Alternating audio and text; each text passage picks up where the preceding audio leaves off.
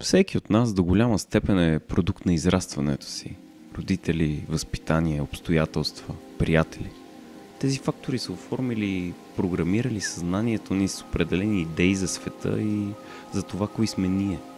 С течение на времето сме изградили една сравнително стабилна версия на образа си, която подсъзнателно поддържаме и защитаваме. Тази идея за нашето същество може да е много позитивна и оптимистична, ако сме имали късмета на здравословно и любящо отглеждане, но може и да бъде доста потисната и ограничена, ако сме израснали в нехармонично и проблемно семейство. Идеята за това какво съм аз има огромния потенциал да диктува как ще се развие остатъкът от живота ни. Тя буквално ни казва как да реагираме във всеки момент, дали да се притесняваме или да се забавляваме, дали да се усмихнем и погледнем в очите, или да отбягваме очен контакт и да гледаме в земята, дали да сме отворени към хората и да подхождаме с доверие към тях, или по-скоро да ги отбягваме и да се боим от евентуална атака или предателство.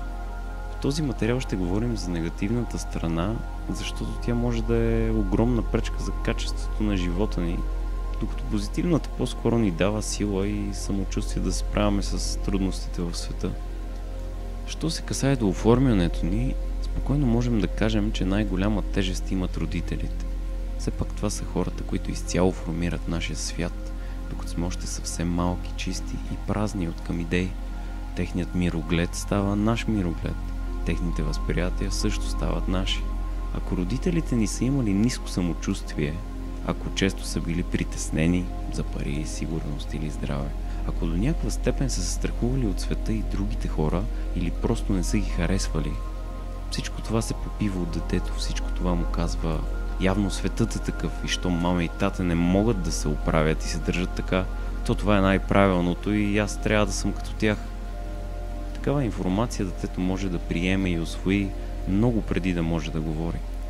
Това се предава от поколение на поколение с варираща сила. Вероятно, техните родители са били такива и са им предали сходни идеи, разбирания и настроения. За съжаление, много хора несъзнателно остават с грешното убеждение, че всичко това е част от характера им и е неизбежно. Добрата новина е, че тези идеи подлежат на промяна. Да, ние сме комбинация от генетичния код на родителите си. Носим техните физически характеристики, откриваме изходства в мисленето и поведенията си. Носим дори и родовата си карма, която търпеливо чака някой да излекува рода и да приключи омагьосания кръг на безкрайната мъчителна щафета, предавайки се от поколение на поколение. Ти имаш възможността да си този човек или поне да започнеш промяната, така че твоите деца да успеят да я завършат. Това може да стане, когато започнем да променяме главната идея за себе си. Кой съм аз и какво заслужавам? Какво най-често говоря сам на себе си? Какъв наратив постоянно въртя в главата си? Той дава ли ми сила или по-скоро я отнема? Ако майка ми и баща ми са това, което са, аз мога ли да бъда нещо различно, нещо повече? Заслужавам ли го? Способен ли съм? Вероятно такива родители винаги са посочвали причината за несполуката си някъде отвън. Обстоятелствата са били такива, късмета не е бил на тяхна страна, били са прецакани, защото така и така, времената са били такива и прочее. Също е вероятно, те никога не са казвали неща като вината е моя, аз се провалих. Това е защото, живеейки с такива идеи, винаги има причина отвъд нас, винаги има виновник, винаги има оправдание. Били сме онеправдани, били сме ощетени. Официално заемаме позицията на жертва в собствената си история. Някои хора ползват тази позиция, за да будят съжаление, да се възползват от чуждата емпатия и помощ или за други манипулативни цели. Но истината е и, че много хора избират тази позиция не за да манипулират, а защото е по-лесно.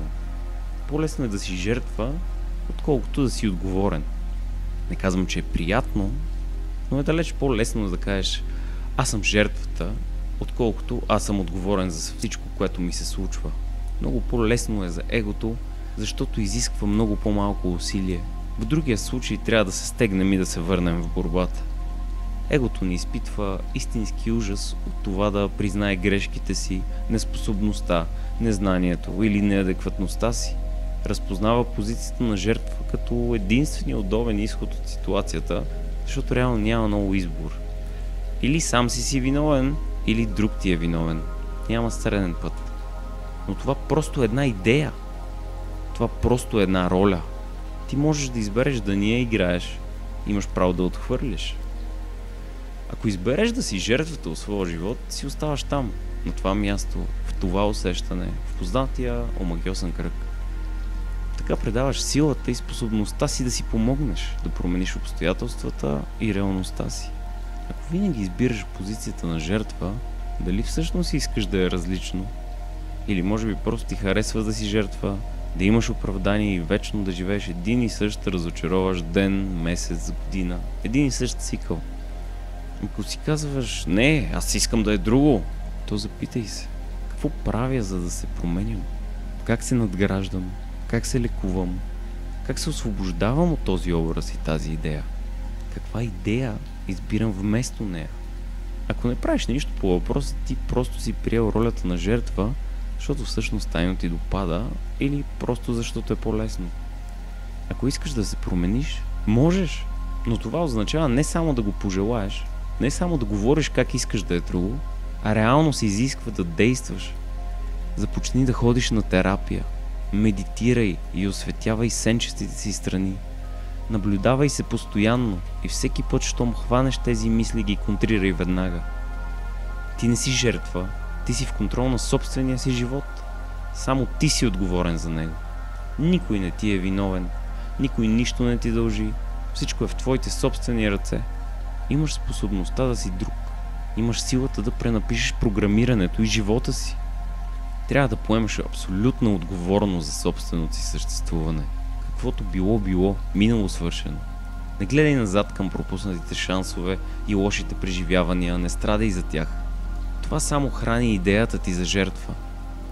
Вместо това гледай в настоящето, бъди тук и сега, гледай напред към това, което може да бъде. Търси начините, не се отказвай никога. Бъди промяната, която искаш да видиш. Ако не за теб самия, то поне за децата ти. Да си жертва значи, че избираш да си слаб. Избираш поражението. Предал си се. Да си отговорен и всичко да зависи от теб е страшничко, но е и невероятно могъщо, защото така избираш да си върнеш силата напълно. Юнг е казал, аз не съм това, което ми се е случило, а това, в което избера да се превърна. Да останеш жертва е по-лесно, но не води до нищо хубаво. Да поемеш отговорност е по-трудно, но единствено то води до всички места, на които ти се иска да стигнеш. Избор е, не го забравяй. Ти избираш.